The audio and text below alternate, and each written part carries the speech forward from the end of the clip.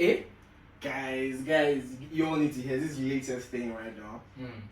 Someone just bought a 3-bedroom house in South Africa for less than a Nairobi bed sitter. Wait, so South Africa is serving real estate dreams? Nah, that's how documentary starts. They start fighting a gorilla. Lol. The real danger is in missing the opportunity. So I said, Pastel? Okay, but make it simple. I don't do lectures.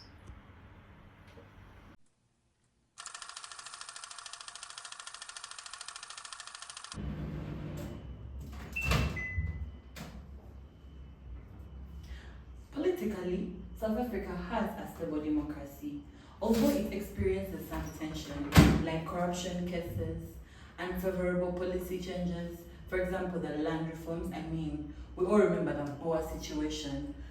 Apartheid, the history still happens, and very many other things that it's facing. But this doesn't mean it's not a favorable environment for the real estate business to flourish.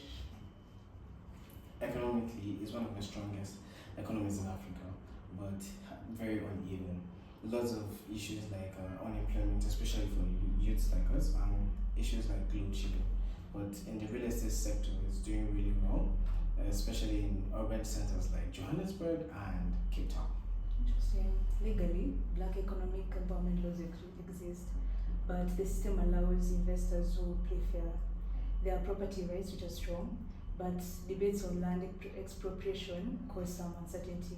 But still, with all those factors, Palm Holdings still knows the Nigerian because they've been there since 1976, which means that they know decades of local information. Socially, South Africa is like a ring. 11 official languages, diverse cultures, and a strong urban middle class. Homeownership is a big deal. It represents stability and success, especially for young people like us.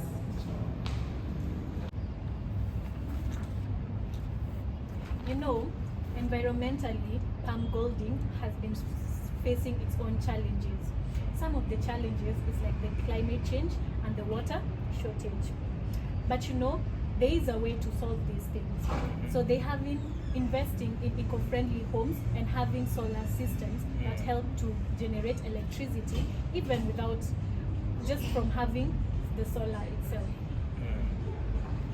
So in the technology aspect, SA is one of the best in the continent with very good digital infrastructure within their cities, and people actually use this to order online. But there's a problem in the rural areas where there's literally, well, they say there's still digital infrastructure, but not as good as in the urban centers. So that's why Palm Golding focuses on online marketing and offline marketing, so they can further expand their coverage. I like it. So guys, do we invest or what? What if it's full of shady developers now? Time for Potter's 5 Forces. Sounds like a weird Netflix drama. Bro. Right?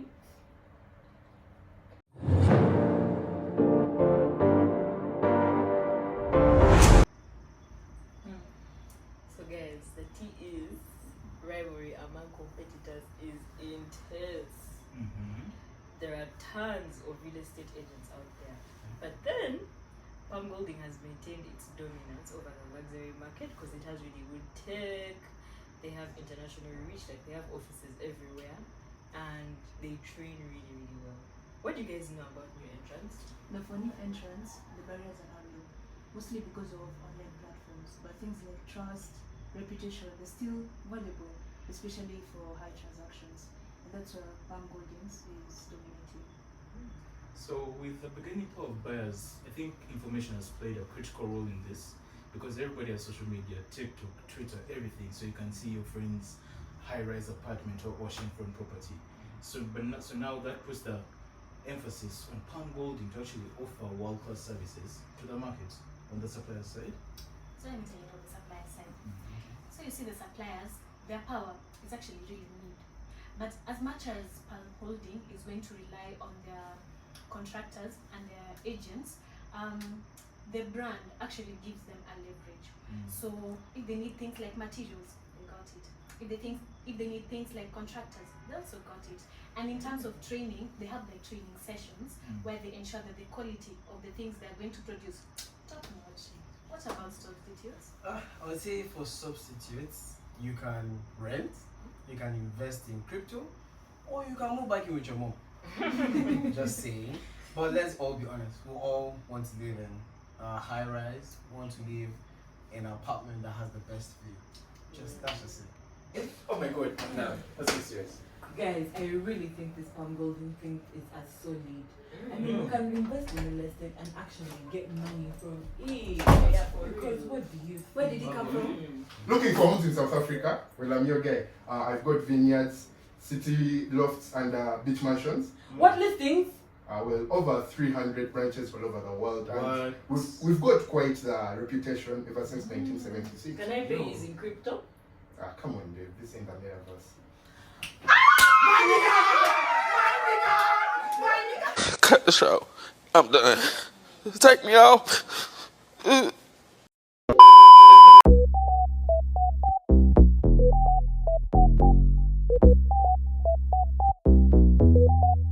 No way.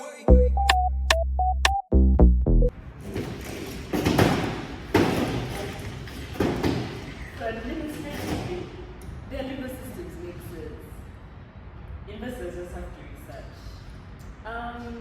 Infrastructure is good legally, but red tape is a pain. It's still a lot better than other developing economies. Culturally, they speak English, so it's easy to communicate. But there's a lot of diversity. Some people like modern homes, like apartments. Some people want to live in the suburb area. So companies need to know how to market their products. So geographically, it's very far, but you don't have to visit. Zoom exists. So SA is a quite big country, so that means it has very many climates. Cape Town, you have a moderate Mediterranean climate. Gauteng, it's quite hot there, very icy in the winter. So yeah.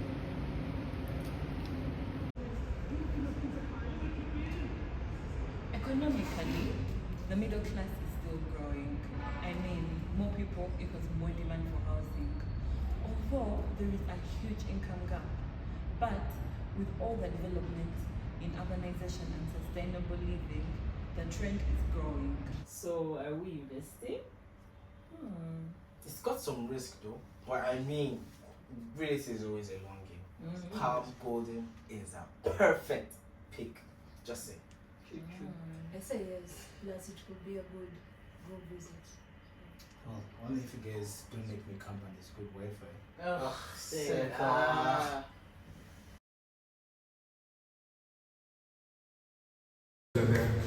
a palm golden agent, and I know you might be wondering how do we cope with what's happening in the environment.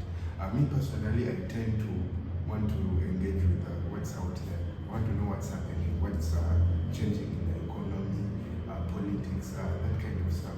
But recently, I got quite captivated with our competitors. I want to know what they do when certain things happen, how they react to certain situations. And I look at safe properties mainly. Safe property groups is our biggest competitor, and I tend to look at it in four corners. Firstly, I want to know what motivates them, and it's usually profits and market share, which fortunately we've been ahead of them in the recent times. And the second one, it's been the management assumption. It's something we are quite diligent on and we are working on, but their management has been quite innovative. The digital transformation, they've been quite there before us, but we are working on it and hopefully we'll be there. And the third thing has been their capabilities. They've been around. You feel their presence once you're in the country. They've had agents all over the country, nearly every pocket, but I don't believe it's the most valuable to use way to use their sources because of the fourth point, which is it's usually their current strategy. Their current strategy has been mainly to look for a certain niche, a certain group of people to supply homes to. It's usually the people in new entry level homes or luxury homes. And with a a lot of agents around. I don't think it's most beneficial because because of the certain group of people they are marketing this service to. Hopefully we can find a way to work with you, and to find us you can connect with us at our socials. Thank you. Palm Holdings, we are out. And that's us from Palm Holdings. Thank you.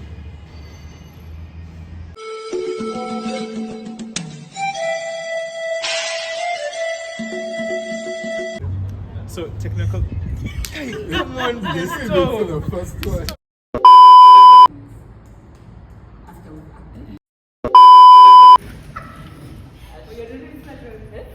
It's okay, I'll crop. Yeah, so we start. Then